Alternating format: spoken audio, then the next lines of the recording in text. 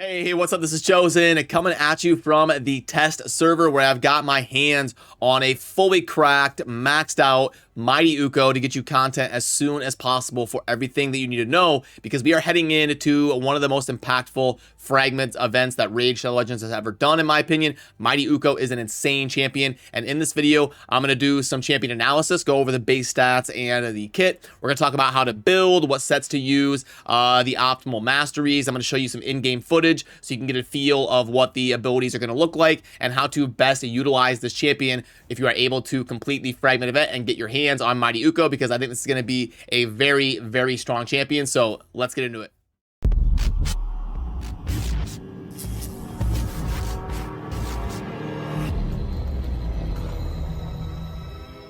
Alrighty, so again, I'm doing this video from the test server, and the reason being is because there is a fragment summon event that is introducing Mighty Ukko to the game in September of 2022. Just in case you're watching this video in the future and you've acquired Mighty Ukko at a different point and then watching this as a guide. But thank goodness we are getting the addition of an impactful skinwalker to the team. People have been clamoring for that for a long time now. Now, to Plarium's credit, they did add Sneak Trock recently, who was a very welcome addition to the skinwalkers roster. But now we're also getting a fragment event for Mighty Ukko, and this champion is ridiculous in my opinion. So as we dive into the champion analysis, we'll start with the base stats. Everything is mostly normal and what we would expect, except for the 109 base speed is absolutely ridiculous. That is an awesome base speed. Anything over 105 is a really, really strong base speed.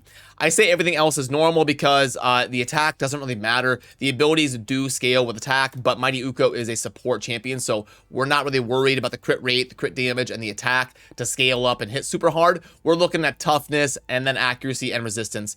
The base accuracy and resistance is mostly okay. 30 is on the lower side of what to expect, and then the 10 is perfectly normal. It's usually like 0, 10, or 20, and Mighty Ukko definitely does need accuracy to get value out of the kit, so it is nice that we do get the 10 and it is not 0, but everything mostly what we'd expect except for the 109 base speed is awesome. Then for the kit, we have got an A1, that is an AOE, and it is also going to be able to book up to a 75% chance of placing the big version of decreased attack for 2 turns. Going to be a great ability just to improve the overall tankiness of your team in general and keep that decreased attack up permanently wherever you're at in a dungeon or Hydra, Faction Wars, whatever the case may be. We've also got an A2, going to be a multi-hitter AoE, and each hit is able to be booked up to a 100% chance of removing 2 random buffs from the target. So now some people get this wrong when they read it. It's not each hit has a chance to remove a buff. It's each hit has a chance to remove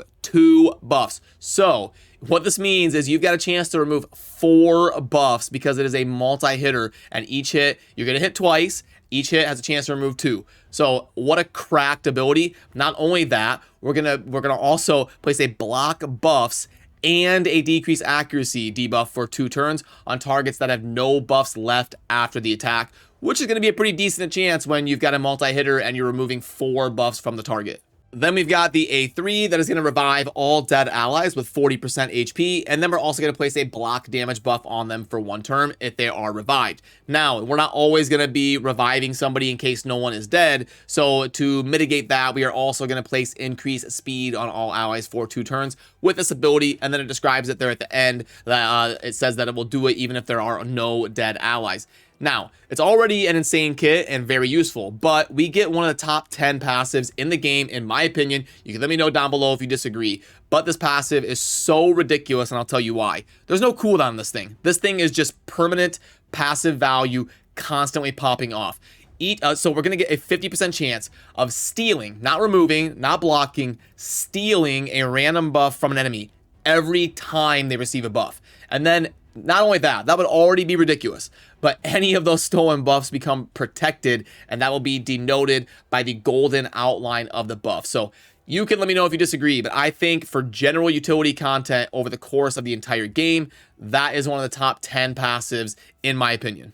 And then we also get probably one of the top 25 auras in the game, increase ally speed in all battles by 20%. So there's just so much going on here. Faction Wars, Hydra, progression, all sorts of stuff that you're going to be doing. This kit can knock it out of the park, and we are getting insane utility out of Mighty Ukko as a support champion. But now I want to head on over to the Mighty Ukko that I've got built here on the test server, and I want to talk to you about why I built the champion how I did, and we'll discuss the building process, the booking process, and then go over the masteries as well. Okay, so here is the Mighty Ukko that I've got built, and if you want to see the total stats, I can pull this up right here so you can see the 76k HP, and then the attack, not really a mattering, but 2800, 3400 defense, speed of 279, and then enough accuracy and resistance to be relevant in the PvE content that I would be using Mighty Ukko for. Obviously, if you're going to be going in the arena, you're going to want tons of accuracy on Mighty Ukko, depending on what tier of the arena you're in, so you can have things like that passive popping off and constantly removing buffs. So definitely stack a bunch of accuracy on Mighty Ukko, depending on the arena tier that you're competing in. Then as we're wondering what artifacts to put on Mighty Ukko, I think the reflex set is really, really good, and I'll tell you why. So when we're looking at the booked up, maxed out champion, we are going to have 2 abilities that are at a 4-turn cooldown. Now, a lot of times with champions, we'll get 2 abilities that can book up to a 3-turn cooldown, or we'll get 1 ability that is a 3-turn cooldown and then another one that is 4.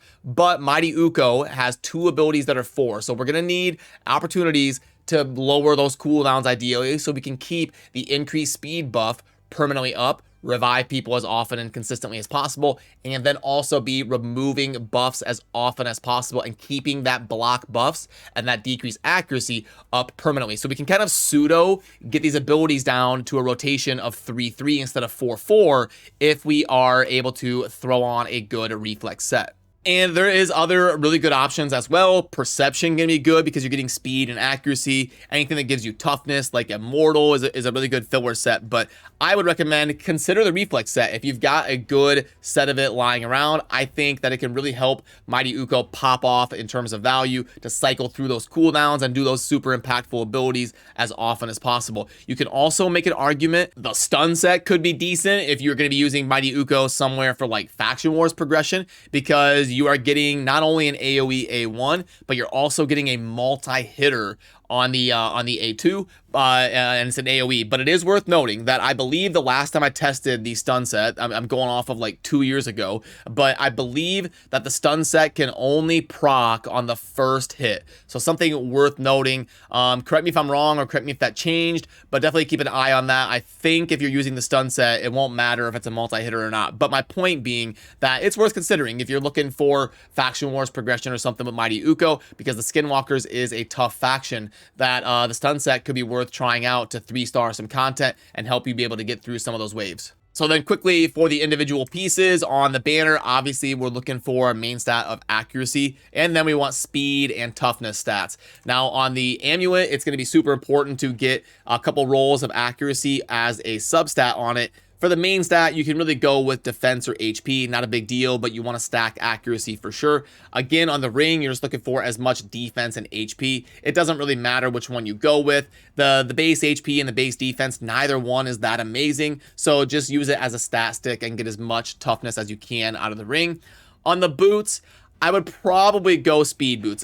We don't have a great base HP or a base defense, so I would lean towards 90% of the time you want to go with as much speed as you can on that boot in the main stat, and then for your substats, get toughness, accuracy, and resistance, that kind of stuff. For the chest and the gloves, again, you're just looking for your best blend of toughness, speed, accuracy, and resistance based on the content you're trying to clear. So you can go both of these, HP or one of each, defense and HP. It's going to depend how you can kind of min-max your gear. The top ones are really simple. We just need speed, toughness, and accuracy mainly.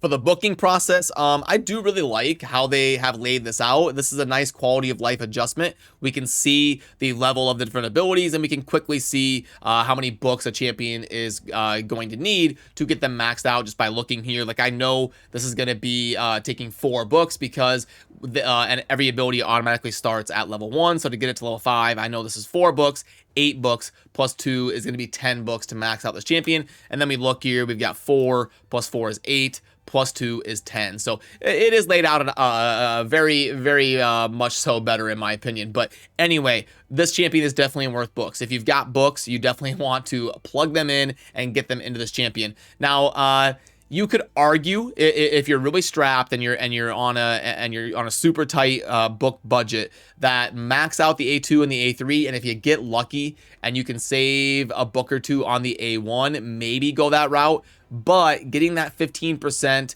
debuff chance on the A1 is definitely impactful. So I do recommend just spend all 10 books to max out Mighty Ukko, because probably a top 25 legendary in the game. Then for the Masteries, this is a pretty generally useful setup that you've got here with the defense and the support tree.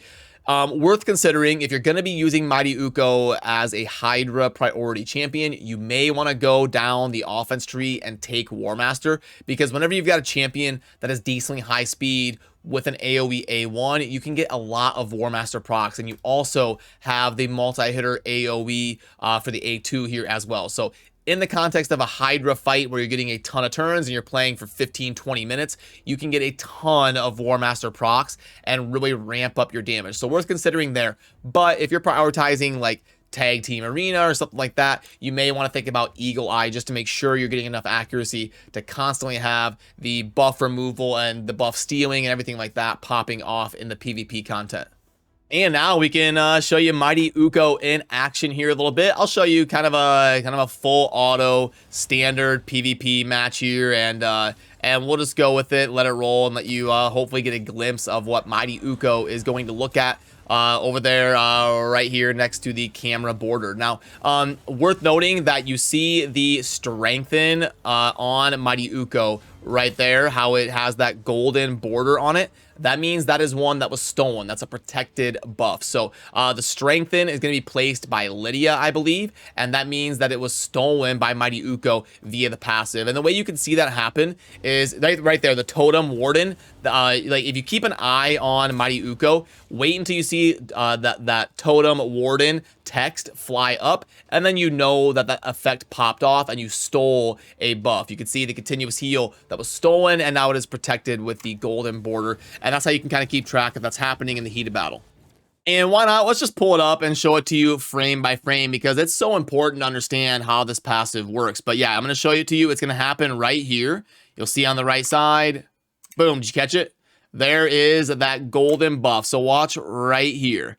You can see that the golden buff was stolen, and you can see this is the text I was talking about, the totem warden popping off. That's how you know that effect occurred and it stole that buff and placed the protected version. So I'm going to back up and I'm going to show it to you frame by frame. We've got the enemy on the other team that is about to place a bunch of buffs. Now you see on this frame right here, there is no buffs, and then boom, one of them didn't place. It got stolen. So you can see that a lot of the allies, they got the buff. Doom, doom, doom. But right here, there was no buff placed. It was instead stolen by the passive totem warden right here for Mighty Ukko. And not only was it stolen, but like I said, we get that border, meaning it is protected, and it is way stronger than a normal buff. It is way more resilient. Now, Mighty Ukko is so cool because we fulfill two hyper crucial roles.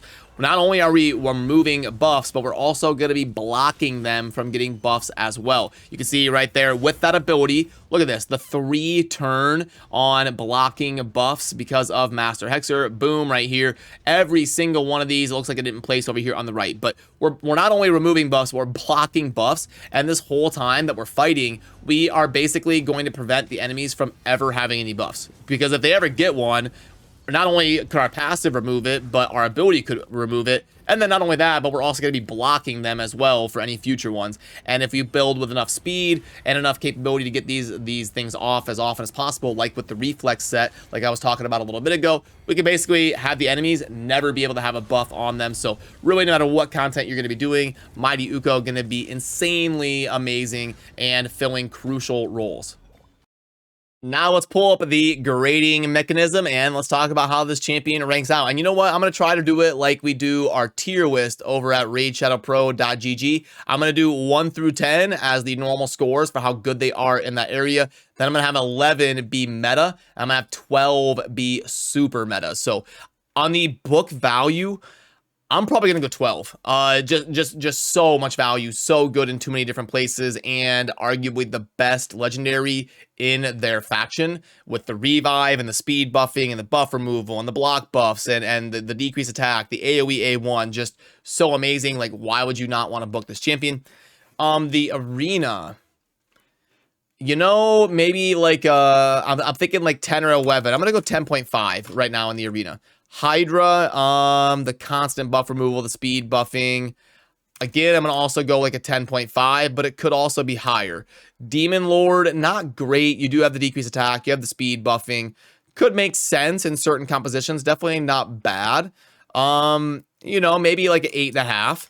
Faction Wars, 12. Yeah, for sure. One of the best skinwalkers. Maybe the best skinwalker. Doom Tower. Yeah, I'd say like an 11 with all the utility. Dungeons, what's there not to like? You're removing buffs, you're increasing speed, you're bringing a speed aura. I mean, I'd say like an 11.5. I mean, I can almost go 12. And scarcity, that passive gives ridiculous scarcity. That is something so rare in the game, to be stealing buffs and protecting them. I'd go like a 10 on scarcity. I think absolutely ridiculous. And would you look at that? We are getting a 10.83 grade here on the tier list. One of the best champions in the game for general utility, usefulness, content throughout Raid Shadow Legends as a whole. Gonna be probably a top 10 legendary champion in that type of context when you're grading generally for a tier list. But again, that is just my opinion, and especially when champions are new like this, this is all subject to change, and I am willing to be convinced. If you disagree with me, I always try to read through, especially on new champions. Like I said, I try to read through and stay current on the sentiment of the champion, and as I learn more and use them more and increase my knowledge, some of this stuff is going to be subject to change as I try to keep it as accurate as I possibly can. But yeah, that is going to do it for me on this one. I hope you enjoyed this look at Mighty Ukko as a champion, and remember to subscribe on your way out if you enjoy daily Raid Shadow Legends content coming your way. But as always, thank you for watching. Have a good rest of your day. Peace.